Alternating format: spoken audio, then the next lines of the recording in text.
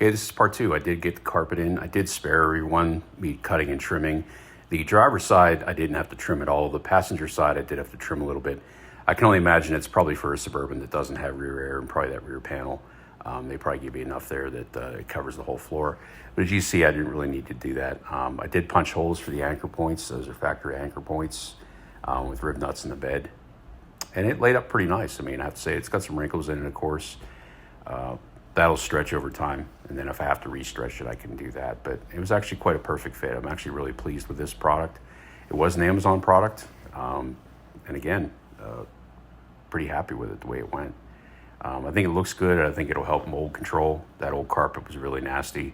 The insulation was saturated from years of, probably that big hole in the floor of one. And then two, the rear door had a little leak in it, and over time that'll do it. But see, I got a little trim stick. I'm just going to help tuck it up underneath there. And let it stretch over time, and if I have to re-stretch it, I can do that. But punching the holes is probably the biggest challenge, even though I marked them. Once you get one side in, it starts to, or front to back, it starts to stretch a little bit. But otherwise, it looks great.